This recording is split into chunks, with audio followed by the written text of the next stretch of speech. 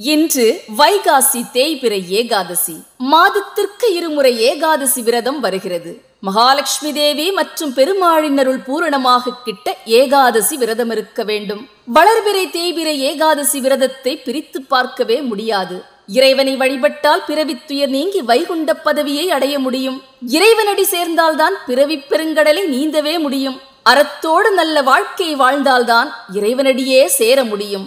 அவன்தான் பிறவி பெருங்கடலை நீந்தி கடக்க முடியும் என்ற கருத்தை நமக்கு உணர்த்தும் நாள்தான் இது. வைகாசி மாத தேய்பிறை ஏகாதசியை வருதினி என்று சொல்லுகிறார்கள். திருமாலின் திருவருள் மட்டுமல்லாது சகல சௌபாக்கியங்களும் கைகூடி வர ஏகாதசி விரதம் இருக்க வேண்டும். ஆபத்து காலத்தில் இழைப்பாறுதல் கிடைக்க வேண்டுமென்றால் ஏகாதசி என்று விரதம் இருக்க வேண்டும். காக்கும் கடவுளான விஷ்ணுவை ஏகாதசி என்று வழிபட்டால் நம்மை சுற்றி படையாக எழுந்து நிற்பார். திருமாலின் பேரருள் கிட்ட வேண்டுமென்றால் வைகாசி தேய்பிறை என்று விரதம் இருக்க வேண்டும். முடிந்தவர்கள் உணவு உண்ணாமல் விரதம் இருந்து பாரணையுடன் விரதத்தை முடிக்க வேண்டும். அதாவது துளசி தீர்த்தத்தை குடித்து தன் விரதத்தை நிறைவு செய்வார்கள். கோவிலுக்கு செல்ல இயலவில்லை, வீட்டில் கூட பூஜை செய்ய முடியவில்லை என்றால் மானச பூஜை செய்யலாம். நாம ஜபம் சொல்லி மனதில் பிரார்த்தனை செய்யுங்கள். மனிதனின் வாழ்க்கையை பிரம்மச்சரியம், கிரகஸ்தம், வானப்பிரஸ்தம், சந்நியாசம் என்று 4 நிலைகளாக பிரித்து வைத்திருக்கிறார்கள். இந்த 4 நிலையினரும் மனதுருகி இருக்க வேண்டிய விரதம் தான் ஏகாதசி விரதம். அலைபாயும் மனதை கட்டுப்படுத்தி அரங்கனையே நினைக்க வைக்க விஷ்ணு புராணத்தை படிக்க வேண்டும். கண் விழித்து பெருமாளை நினைத்து விரதம் இருந்தால் அவர் அருள் பூரணமாக கிட்டும். இம்மையிலும் அருமையிலும் நன்மை பயக்கும் விரதம் இது. ஒரு முறை யமதர்மராஜா பெருமாளிடம் சென்று, நீங்கள் கருட வாகனத்தில் யமலோகத்தில் ஒரு முறை எழுந்தருள வேண்டும் என்று வேண்டிக் கொண்டார். வேண்டுதலை ஏற்றுக்கொண்டு பெருமாளும் தன் கருட வாகனத்தில் யமலோகத்திற்கு சென்றார். யமலோகத்திற்கு சென்றிறங்கிய பெருமாளை மகிழ்ச்சியுடன் வரவேற்றார் யமதர்மராஜா. யமலோகத்தின் தென் திசையில் மக்கள் கூட்டமாக கூக்குரலிடும் சத்தம் கேட்டது. சத்தம் கேட்ட திசை நோக்கி நடந்தார் பெருமாள். கர்ம வினைகளின் அடிப்படையில் சித்திரவதை செய்யப்படும் காட்சியை பார்த்தார். அந்த க்ஷணத்தில், இன்று ஏகாதசி அல்லவா என்று சொன்னார் பெருமாள். உடனே அங்கிருந்த அத்தனை மக்களின் பாவங்களும் பறந்தோடியது. ஏகாதசி என்ற வார்த்தையை சொன்னாலே போதும் பாவங்கள் பறந்தோடிவிடும் என்பதற்கு இதுவே சாட்சி. கிருத்தாயுகத்தில் முரண் என்ற முரடன் ஒருவன் வாழ்ந்து வந்தான்.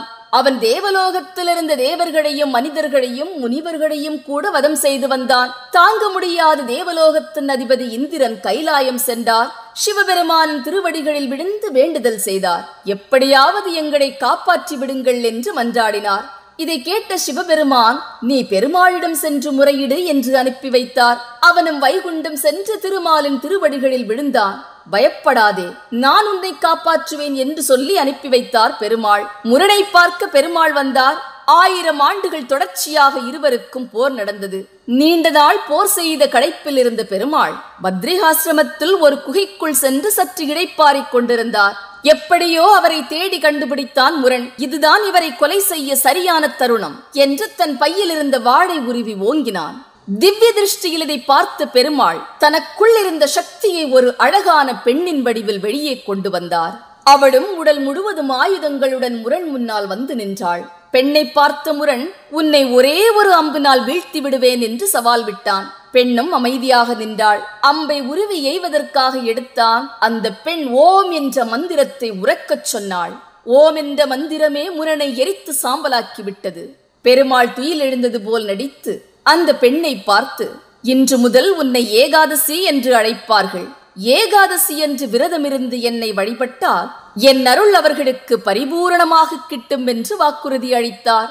மீண்டும் ஏகாதசி சக்தியை தனக்குள் வாங்கிக் கொண்டார் பெருமாள். பில்லி சூனிய கட்டுகள், பேபிசாசு தொந்தரவு, தீய சக்தியின் பிரச்சனை, பகைவர்களின் தொல்லை என்று எல்லாவற்றிலிருந்து விடுபட வேண்டுமென்றால் தேய்பிறை ஏகாதசி விரதம் இருக்க வேண்டும்.